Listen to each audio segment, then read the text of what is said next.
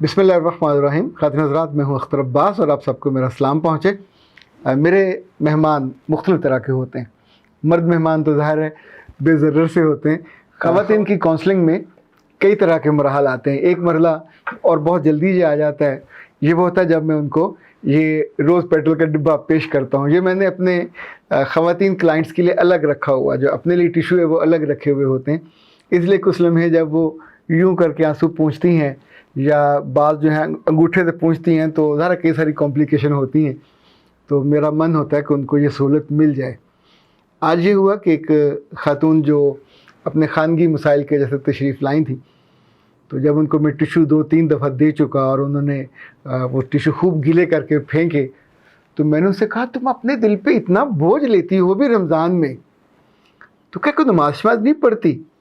उसने कहा पढ़ती हूँ। तो मैंने कहा वैसे कितनी पढ़ लेते हो? उसने कहा मैं सर 6 पढ़ती हूँ। तो मैंने हंसते हुए कहा हम पे तो 5 ही वाजिब हुई थी, ये छठी तुमने कौन सी इजाफी शुरू की? तो उसने कहा असल में सर मुझे नींद नहीं आती, तो मैं सारी रात जागती रहती हूँ, सुड़ती रहती हूँ, कुड़ती रहती हूँ, सुबह मैं तहज्जुद पढ़ती हूँ। अच्छा, ये तहज्जुद का मैंने पहला इस्तेमाल ऐसा सुना, वरना तहज्जुद आम तौर पे अल्लाह की कुर्बत के लिए पढ़ी जाती है। जब आपका दिल बिल्कुल नरम होता है, दुनिया से पूरी से बेनियाज होते हैं। बल्कि अल्लाह के रसूल का मामूल तो ये था कि आराम से वो सो जाते थे, और हदीस में है कि ये जो दायां गाल है इसके नीचे वह हाथ यूँ रख के लेटते थे, सोते थे या सोते, यानी हदीस के अल्फाज ये हैं कि एक दफ़ा तुम लेट जाओ फिर उठो और तहज्जुद के लिए, यानी इशक वाली उसी ट्रांस में ना पड़ी जाए। खैर, मुझे उनकी तहज्जुद पढ़ने पे कोई इतराज़ नहीं था। तो मैंने उनसे कहा कि रोज़ा भी रखते हो? उसने कहा हाँ सर, रोज़े के बड़े फ़ायदे हैं।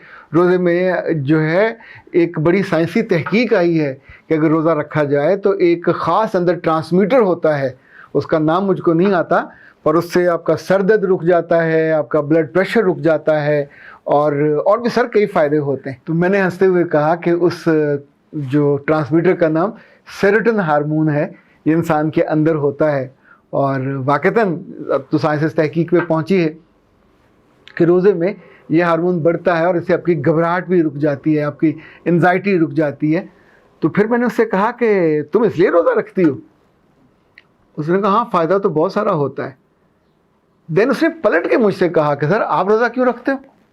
मैंने कहा मैं तो हाशा व कल्ला इसलिए रोज़ा नहीं रखता कि उससे सर दर्द कम हो जाता है या एंजाइटी कम होती है या कुछ और घबराहट वराहट नहीं होती और वज़न कम हो जाता है। अल्लाह हौला वला कुव्वत, ऐसे किसी फ़ायदे के लिए ना कभी रोज़ा रखा है, ना रखने का सोचा है, ना रखने का कभी सोचूंगा। तो अब उसकी बारी थी हैरान होने की। उसने कहा सर आप इतने यकीन से ऐसी बात क्यों कह रहे हैं? तो मैंने उनसे कहा कि 2 वजह हैं। एक तो वजह मेरा रब है और सूरह बकरा है, और सूरह बकरा में आयत 183 है। उसमें अल्लाह ने कहा कि तुम पे रोज़े मैंने फ़र्ज़ किए, और सिर्फ तुम पे नहीं किए, तुमसे पहले लोगों पे भी किए, और किए इसलिए ताकि तुम्हारे अंदर तकवा पैदा हो, यानी अल्लाह से मोहब्बत पैदा हो, अल्लाह का डर पैदा हो, नेकी पैदा हो, बदी से थोड़ी दूरी पैदा हो। तकवा का कॉन्सेप्ट तो यही है। हज़रत उमर फ़ारूक से किसी ने पूछा था कि तकवा क्या है, तो आपने कहा था तुम जब कांटों में चलते हो तो क्या करते हो? तो उसने सवाल करने वाला ने कहा मैं अपना फ़रगल या अपना जो कमीज़ है या जो कपड़े पहने होते हैं उसको यूँ समेट लेता हूँ। तो कहा बस यही तकवा है कि ज़िंदगी में जब आप कांटों के साथ चलते हो तो अपने आप को समेट लेते हो। तो रमज़ान इनफैक्ट आपको तकवे की तरफ लेके जाता है। फिर मैंने कहा दूसरी बात जो इनफैक्ट बहुत जिसने मुझे मजबूती अता की, वो हमारे अहद के जो बहुत बड़े आलिम सैयद अबुल आला मौदूदी गुज़रे हैं। एक दफ़ा उनके पास एक डॉक्टर साहब आए मिलने के लिए, उनसे मोहब्बत करते होंगे और उनसे अपनी ताल्लुक़ और मोहब्बत का इजहार करने आए। तो उन्होंने कहा मौलाना आपने बड़ी अच्छी तफसीर लिखी है, बड़ी अच्छी किताबें लिखी है, मैं भी आपको बताने आया हूँ कि साइंस बड़ी शानदार चीज़ है, और साइंस की जो तालीम है और साइंस के फ़ायदे हैं, और जैसे ये रोज़ा ही देख लें इसके तिब्बी फ़ायदे कितने ज़्यादा हैं, तिब्बी यानी तिब वाले फ़ायदे कितने ज़्यादा हैं, बदनी फ़ायदे कितने हैं, तो ये फ़ायदा, ये फ़ायदा, ये फ़ायदा। तो मौलाना ने मुस्कुराते हुए कहा अच्छा, अगर रोज़े के इतने तिब्बी फ़ायदे हैं तो रोज़ा रखना चाहिए, तो फिर शहादत के भी कुछ तिब्बी फ़ायदे होंगे कि बंदा शहादत के लिए भी उन तिब्बी फ़ायदों को जहन में रखे। तो अब ये बात सुन के वो सटपटा गए, मुमकिन है झुंझला भी गए हों। तो फिर मौलाना ने उनसे जो बात कही वो सोने के पानी से लिखने वाली थी। کہا ڈاکٹر صاحب ہم روزہ اس لیے نہیں رکھتے کہ اس کی طبی فائدے ہیں، اگر فائدے ڈھونڈتے رہیں پھر تو شہادت میں کوئی طبی فائدہ نہیں ہے، ہم تو روزہ اس لیے رکھتے ہیں کہ اللہ کا حکم ہے، اسے پسند ہے، اس نے کہا کرو تو ہم کریں گے، اس نے کہا نہیں کرو تو ہم نہیں کریں گے۔ انفیکٹ نماز کے ہوں، روزے کے ہوں، حج کے ہوں، زکوٰۃ کے ہوں، یاد رکھیے گا ان کے طبی فائدے، مالی فائدے، سماجی فائدے، اس طرح کے فائدے نہ ڈھونڈتے رہیے گا، کیونکہ جو کام اللہ کے حکم پہ اور اس نے کہا کرنا ہے تو بس کرنا۔ آپ امریکہ میں ہوں، آپ چین میں ہوں، آپ آسٹریلیا میں ہوں، آپ پاکستان میں ہوں، کسی گاؤں میں ہوں، جہاں جہاں اللہ کی سرزمین ہے اس سے تو ہم بھاگ نہیں سکتے، جہاں جہاں اس کی نعمتیں ہیں ان کو بھی ہم چھوڑتے نہیں ہیں، تو جہاں جہاں اس کے حکم ہوں گے ان کو بھلا کیسے چھوڑا جا سکتا ہے۔ وہ خاتون اصل میں میرے پاس اپنے میاں کی اور اپنی ساس کی شکایت لے کے آئی تھیں، اور ان کو بہت ساری شکایت تھی۔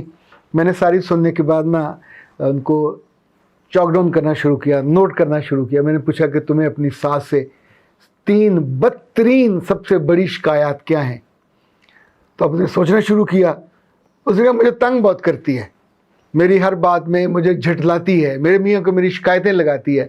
تو میں نے پوچھا کیا شروع سے ایسی تھی؟ اس نے کہا نہیں، شروع سے ایسی نہیں تھی، شروع میں تو میرے بہت خیال رکھتی تھی، میرے بڑے لاڈ اٹھاتی تھی، میرا سسر بھی بڑے لاڈ اٹھاتا تھا، میرے میاں بھی بڑے لاڈ اٹھاتے تھے، تو میاں تو اب بھی مجھے کو تنگ نہیں کرتا، پر میری ساس ہے میاں کے آنے پہ کہتی ہے کہ تمہاری بیوی نے میری عزت نہیں کی، مجھے دبایا نہیں، میری خدمت نہیں کی، اور یہ آگے سے جواب دیتی ہے تو پھر میرا میاں مجھ سے کہتا ہے کہ تم جھوٹی ہو۔ میری ماں غلط نہیں کہہ رہی، وہ تم پہ تمہارے سامنے کہہ رہی ہے۔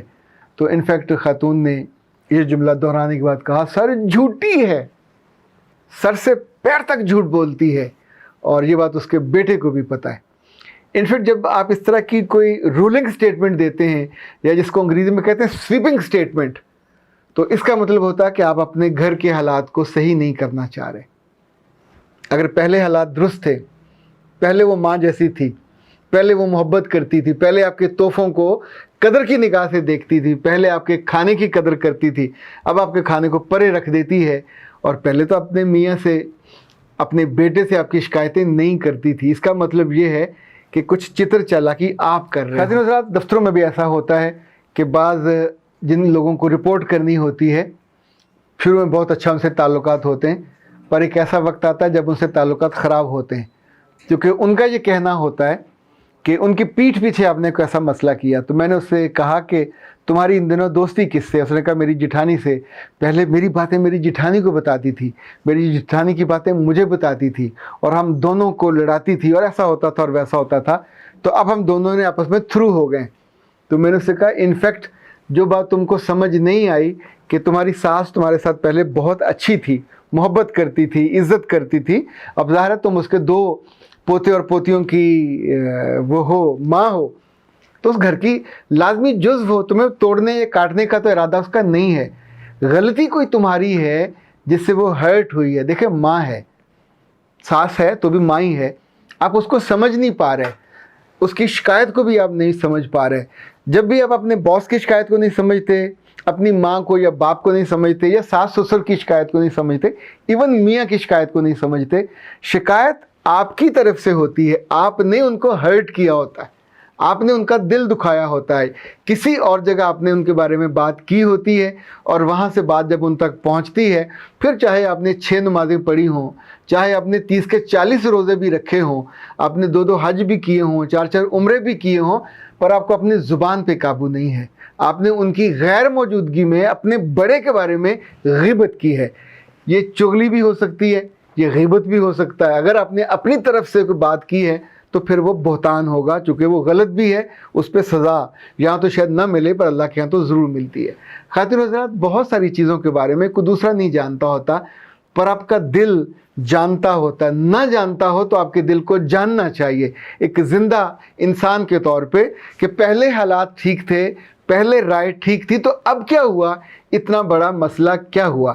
ہر کوئی اپنی راہ میں رکاوٹ خود ہوتا ہے، اپنی زبان کے ساتھ، اپنے جملوں کے ساتھ، جب دوسرے تک پہنچتی ہے تو اس کا پھر دل برا ہوتا ہے، اس کا دل گداز نہیں رہتا، پھر وہ پتھر کا ہو جاتا ہے، تو ظاہر اس کی زبان سے پھر پتھر ہی آتے ہیں، چونکہ اب وہ آپ کو دکھ کرے گا، تکلیف پہنچائے گا، اور اس تکلیف کی وجہ وہ نہیں ہے، آپ خود ہو، آپ کو تکلیف دور کر دینی چاہیے۔ اختر عباس کو اجازت دیجیے، السلام علیکم۔